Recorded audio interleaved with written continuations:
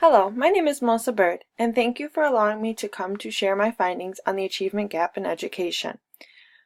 My title is Bridging the Gap: An Introduction to the Achievement Gap and the Strategies to Combat It. In education, we are always changing. However, the achievement gap is still something that exists in modern society. Black and Hispanic secondary students achieve at a much lower rate on average than white students. They are less likely than their white counterparts to graduate from high school, earn a college degree, or get a well-paying job. Although many of you are familiar with the achievement gap, what is the achievement gap? The achievement gap refers to the disparity in academic performance between groups of students.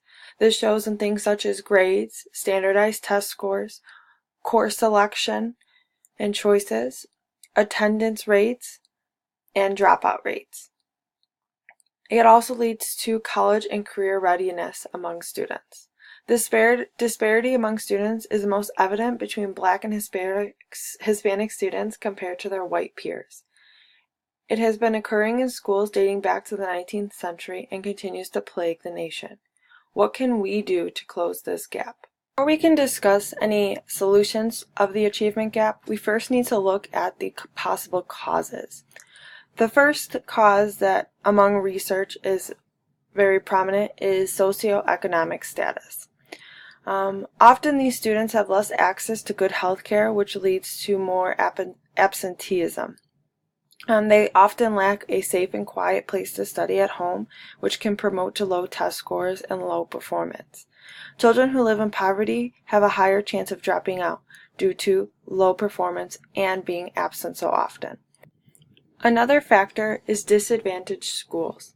Schools in impoverished areas tend to have a lack of resources, out-of-date technology and textbooks, which do not connect with the students. These schools often have a low teacher retention rate, which results in hiring inexperienced teachers. By providing students with a subpar education, the students perform at a low level. Another group of students that may fall in the achievement gap is English language learners. A low level of understanding the language can cause low-level performance. This can further lead to the lack of educational motivation and further on, dropping out. Parental and community support or lack thereof can also cause an achievement gap. Less literate parents at home and underexposed students to complex language will increase the students' chances of becoming a part of the achievement gap. A family history of few educational successes can lead the students to lower academic aspirations. And the last one is stereotyping. Disadvantaged groups are more likely to perform lower than their potential when faced with negative stereotyping. Knowing what we know about the achievement gap, part of my research was to look into two schools with a majority-minority population. I researched two schools and their administrators. The school I researched was J. Sterling Morton School District 201. This school district is located in Cicero, but I looked deeply into the school of J. Sterling Morton West High School, which is located in Berwyn, Illinois. The population of the school district is majority Hispanic, and their administrator is Joshua McMahon. The other school I looked into was Rich Township High School, District 227. This is located in Matteson on Olympia Fields, Illinois. Rich Central is in Olympia Fields. It has a majority Black student population, with their administrator is Todd Whitaker. The discussion topics that were presented while researching these schools was personal information and credentials of the principals, the demographics and statistics, a snapshot of the schools, their extracurricular activities and clubs, and an intervention tactics to minimize the achievement gaps done at their schools. First, J. Sterling Morton West High School. Principal Mr. Joshua McMahon has been in the district since 2010. He was a history teacher first, and within the same school, he became dean of students and assistant principal, and furthermore, the principal. In the 2014 Chicago Tribune article, the Morton superintendent Michael Kuzniewski, said Mr. McMahon is an energetic, enthusiastic administrator who has devoted himself to his students and staff of Morton West High School. Mr. McMahon's compassion for his school, his level of dedication to the students and staff, and his love of the Morton West community is evident when you observe his daily performance. He truly cares about his students. The demographics of his students has a very large Hispanic population of 80.6% Hispanic or Latino background, 6.8% Black students, and 10.1% white students. Contrary to the demographics of the students, only approximately 14.4% of the students are Hispanic, and the majority of the staff is white, 82.5%. The differences in the students and the staff is the students, 82.6% of the students are low-income students, whereas 62.5% of the teachers have a master's degree or higher, which provides those students with well-trained and professional teachers. Further looking into J. Sterling Morton West High School, I was provided with a snapshot. The average class size is 24 of a total body of students is 3518. They have an 89% attendance rate, and furthermore they have 77 graduation rate. That is almost 30% of the students not graduating, and only 28% of the students are ready for college. They have a total of 17% AP courses, college preparatory courses. Their PARCC scores, 46, almost half the school did not meet the standards to become ready for college. Range of extracurricular activities for students. They have approximately 30 athletic programs and almost 50 clubs and academic enrichment programs.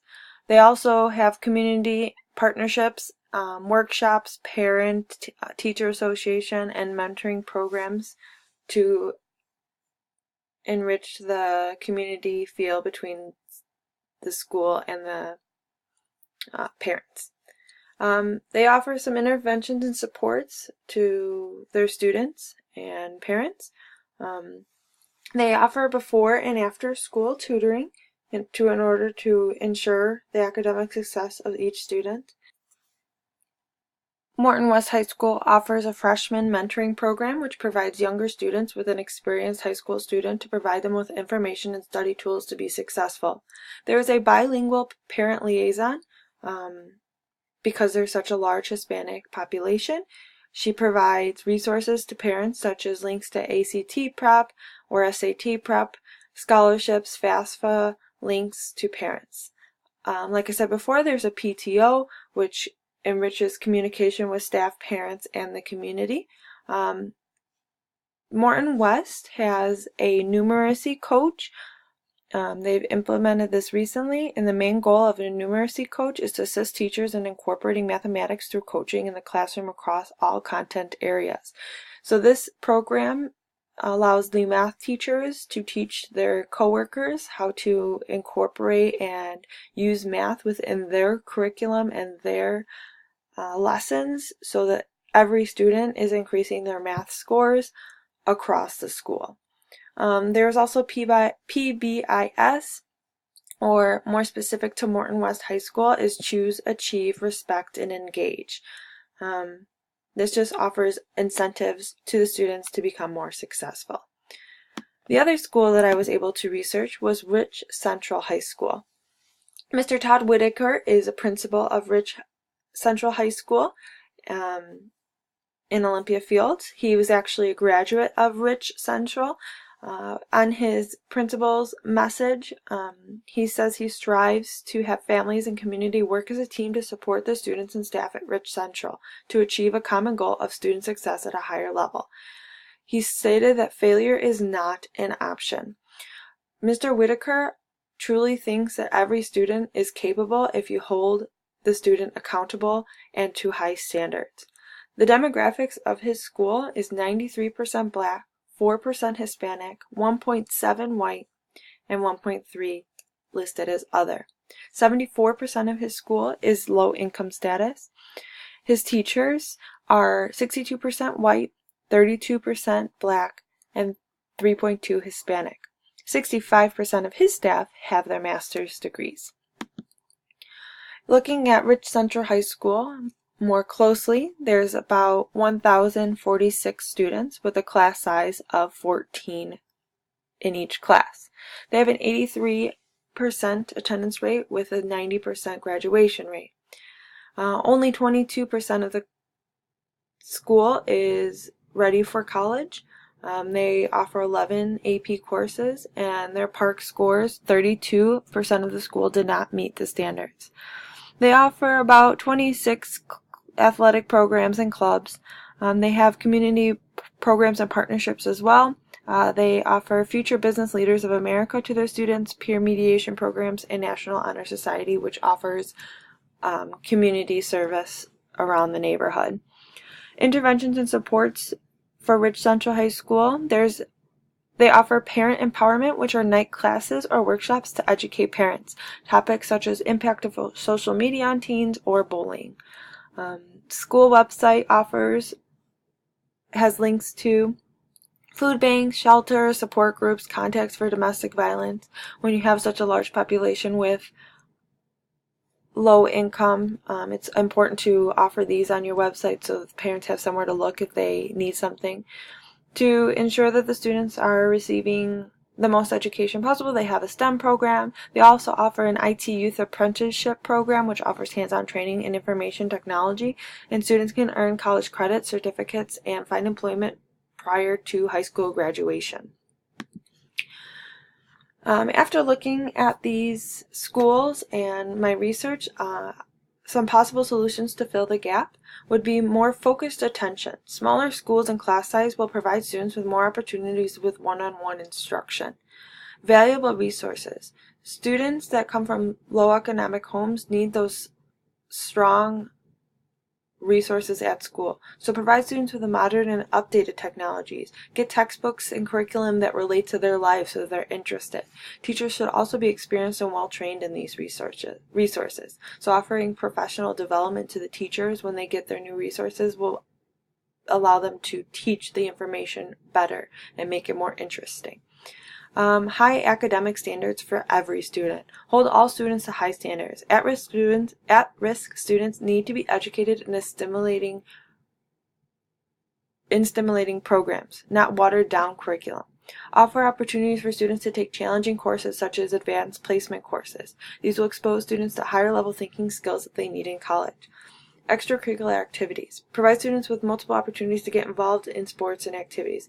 It encourages the students to stay motivated and less likely to get in trouble outside of school and less likely to drop out, and often they want to be at school because they have something to look forward to at the end of the day.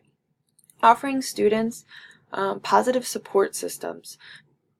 Be positive. Be easily accessible for students. Academic and social-emotional support should be provided to all students when necessary. And last but not least, community. Many students facing the achievement gap are malnourished and have inadequate home care. Providing these students with meals and support will reduce the effects of their home life that is impeding on their education. These solutions will not solve the gap. Small steps will decrease it. Thank you for having me. If you have any questions, please return to the first slide and contact me there. Thank you again.